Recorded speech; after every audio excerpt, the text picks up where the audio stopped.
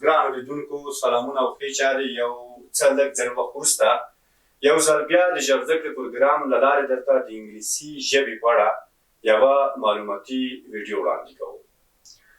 Our today's video is about English writing. Basically, in general, there are two types of English writings: formal and informal. What do you think? What is formal writing? The answer is so simple.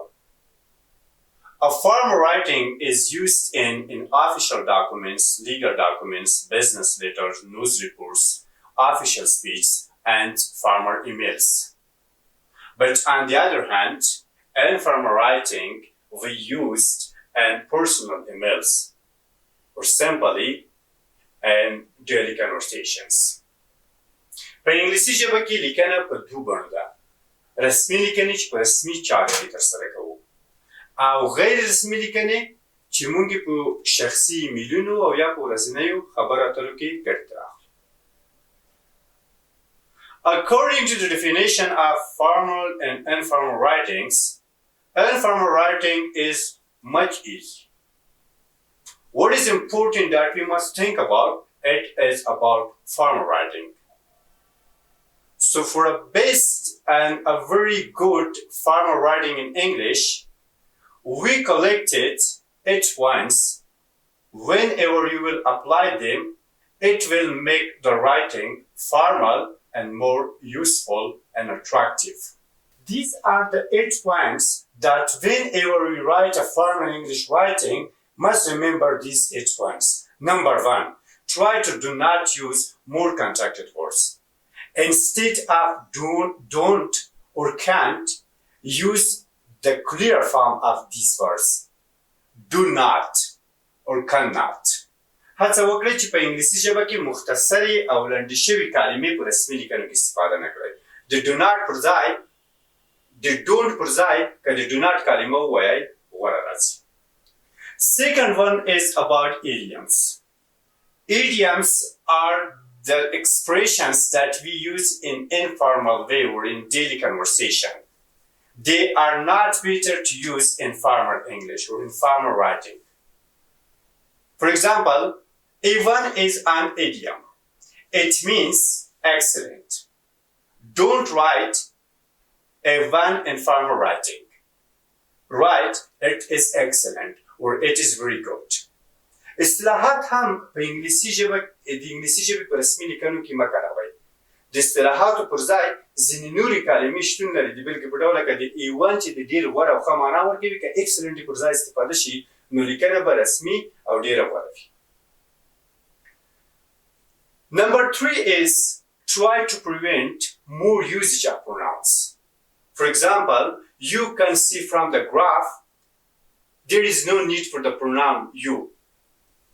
Simply say the graph shows. همدا ډول د ضمیرونو له ډېرې کارونې ډډه وکړئ او د ضمیرونو پر ځای د جملې سټایل او بڼه تغییر کړئ. لکه په دې ډول سره ساده وایو the graph shows, the graph یا the chart ښایي. Number 4 is about phrasal verbs.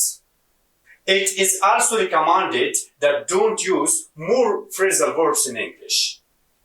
Look at this example. Go up. It means increase.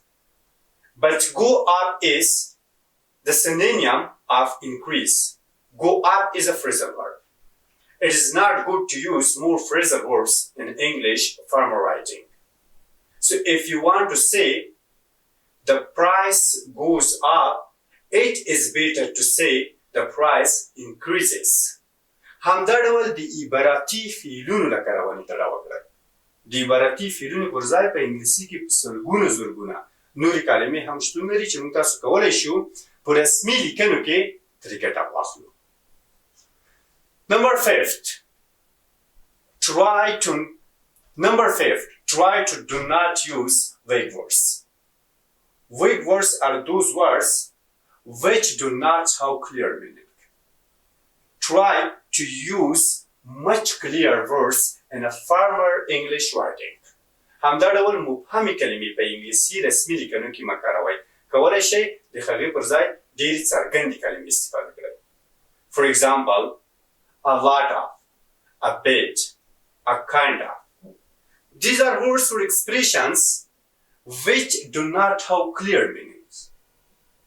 Instead of we can show with number, with the given data.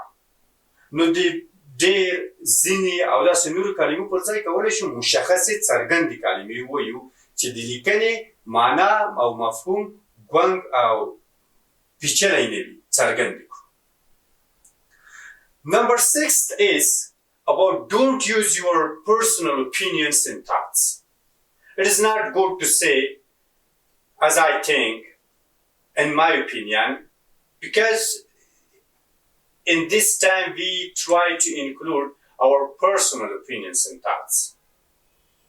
We can refer to some data and information that we can use as sources. To say, in my opinion, it is better to say according to the data, according to the information, according to the report.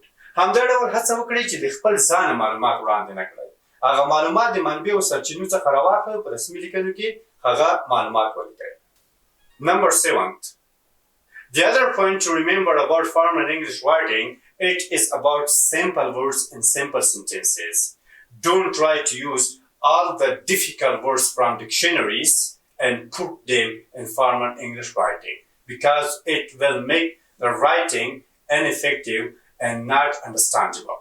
هڅه وکړئ چې ډېرې پیچلې کلمې او پیچلې جملې هم په رسمي لیکنو د انګلیسي کې استفاده نه کړئ. And the last one is about negation. When you want to use negative sentences in English, don't use the direct form of not with any words. It is not good to say, for example, it is not effective. Instead of not effective, we say ineffective. So then it will be better.